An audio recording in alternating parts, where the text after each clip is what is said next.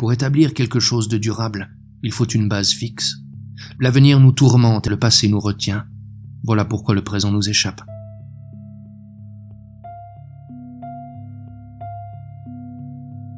Les momies que l'on a dans le cœur ne tombent jamais en poussière et, quand on penche la tête par le soupirail, on les voit en bas, qui vous regardent avec leurs yeux ouverts, immobiles.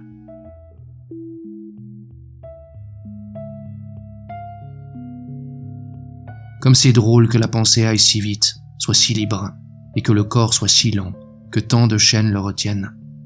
Par une corde plus ou moins longue, sentiment, habitude, devoir, nous sommes tous plus ou moins comme des chiens à la niche.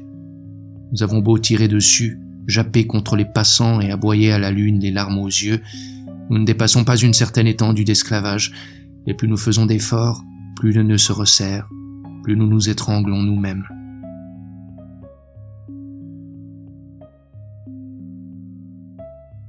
Chaque chose est un infini. Le plus petit caillou arrête la pensée tout comme l'idée de Dieu. Entre deux cœurs qui battent l'un sur l'autre, il y a des abîmes. Le néant est entre eux, toute la vie et le reste. L'âme a beau faire, elle ne brise pas sa solitude. Elle marche avec lui.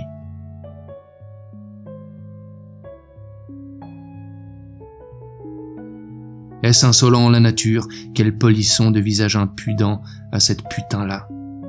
On se torture l'esprit à vouloir comprendre l'abîme qui nous sépare d'elle. Mais quelque chose de plus farceur encore, c'est l'abîme qui nous sépare de nous-mêmes.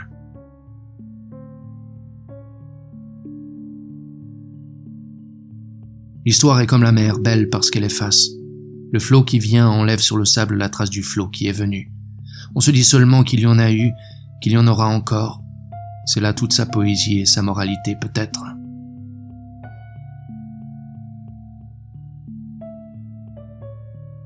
Le cœur de l'homme est encore plus variable que les saisons, tour à tour plus changeant que les saisons, tour à tour plus froid que l'hiver et plus brûlant que l'été. Si les fleurs ne renaissent pas, ces neiges reviennent souvent par bourrasques lamentables. Ça tombe, ça couvre tout de blancheur et de tristesse, et quand le dégel arrive, c'est encore plus sale.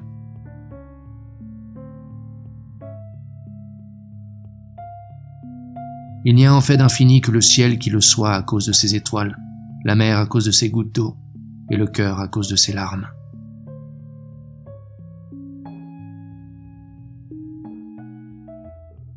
Le sens du grotesque m'a retenu sur la pente des désordres.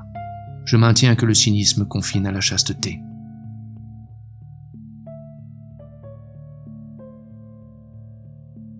N'admirez-vous pas cette éternelle préoccupation du bipède sans plume de vouloir trouver à chaque chose une utilité quelconque? Non content de distiller l'océan pour saler son pot au feu et de chasser les éléphants pour avoir des ronds de serviettes, son égoïsme s'irrite encore lorsque s'exhume devant lui un débris quelconque dont il ne peut deviner l'usage.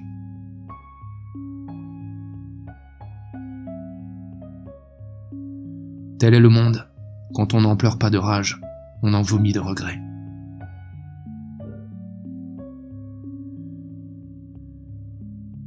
On ne se rencontre qu'en se heurtant et chacun, portant dans ses mains ses entrailles déchirées, accuse l'autre qui ramasse les siennes.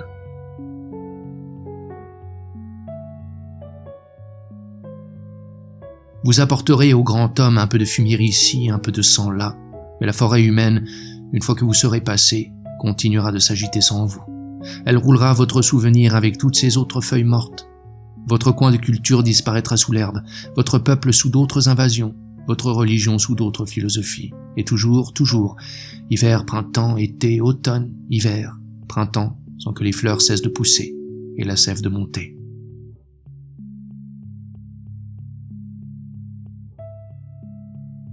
Sont de même farine tous ceux qui vous parlent de leurs amours envolés, de la tombe de leur mère, de leur père, de leurs souvenirs bénis, qui baissent des médaillons, pleurent à la lune, délirent de tendresse en voyant des enfants, se pâment au théâtre, prennent un air pensif devant l'océan. Farceurs et triples saltimbanques, qui font le saut du tremplin sur leur propre cœur pour atteindre à quelque chose.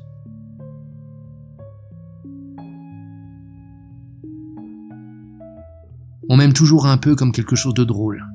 L'amour, après tout, n'est qu'une curiosité supérieure, un appétit de l'inconnu qui vous pousse dans l'orage, poitrine ouverte et tête en avant.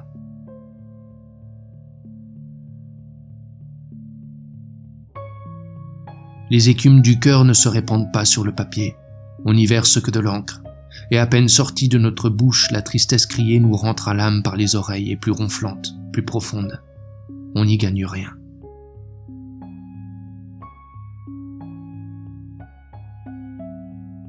La vie humaine est une triste boutique, décidément, une chose laide, lourde et compliquée.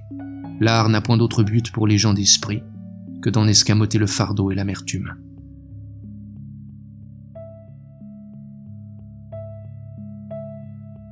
Ne cherchons donc que la tranquillité.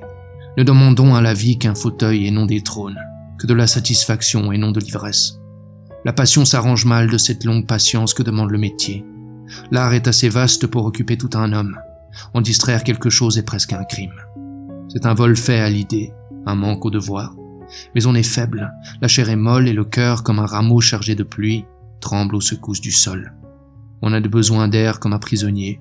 Des défaillances infinies vous saisissent, on se sent mourir. La sagesse consiste à jeter par-dessus le bord la plus petite partie possible de la cargaison, pour que le vaisseau flotte à l'aise.